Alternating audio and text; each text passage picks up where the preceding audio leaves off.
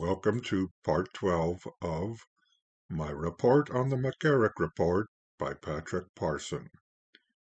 We have finally progressed to page 21 of the report, the start of Chapter 3, entitled Elevation to the Episcopate, 1968 to 1977. Now, the term episcopate refers to the office of bishop. A bishop is a direct successor of the apostles. He oversees a diocese, and he has the power to ordain priests. The report says Monsignor McCarrick was considered for the episcopate in 1968, 1972, and 1977. Part of the Apostolic Nunciature's background check included 52 confidential inquiries between 1968 and 1977 to people who knew McCarrick at different stages of life. They are not identified, but most respondents were bishops and priests from the New York area. The report does not indicate how many individuals might not have responded to the requests. Now, some of the questions asked included: is he devoted to the Holy See and her doctrines? Is his conduct exemplary and above suspicion? Can you give pertinent information regarding his practice of humility, chastity, sobriety, and zeal? Is he a man of prayer and solid piety? Is he of sufficiently strong character for this office? Respondents were also asked to provide all other information that you consider useful, and also to give your own conscientious opinion as to his fitness for this exalted office.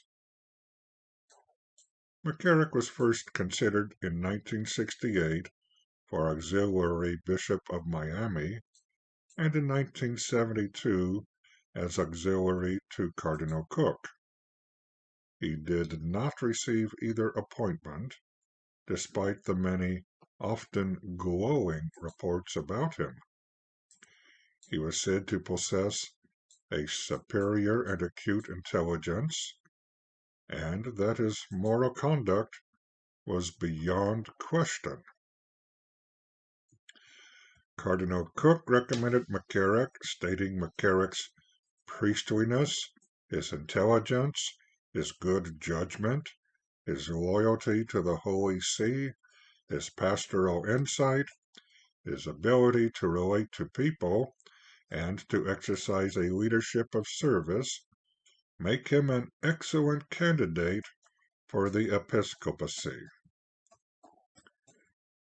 Now, several informants did express concern that McCarrick might be overly ambitious, and a few references, the report says rare, were even made about his lack of candor. Too bad no specifics are given. No respondent suggested hearing of McCarrick engaging in any sexual conduct or other improper behavior with either adults or minors. It makes one wonder just how well McCarrick's supporters actually knew him, and how honest they were in their recommendations. In 1968, McCarrick was already 38 years old. Are we to believe he had not engaged in inappropriate behavior by then? Now, a footnote on page 23 and 24 says the recent investigation undertaken by the Archdiocese of New York revealed no complaints or episodes of sexual misconduct during McCarrick's time at St. Joseph's Seminary or at Catholic University of Ponce, or during the time he worked at the Archdiocese of New York.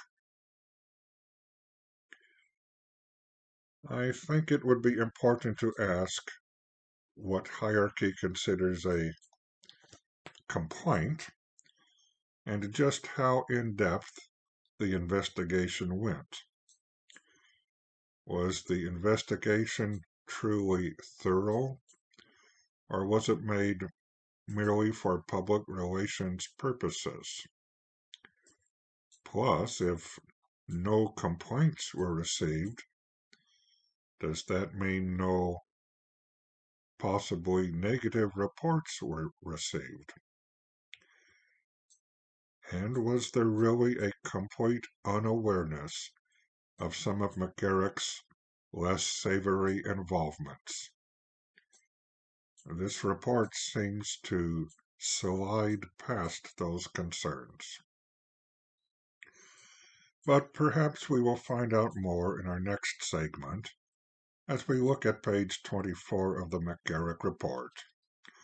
In the meantime, let us keep asking for mercy for ourselves and everyone else by reciting the Fatima prayer.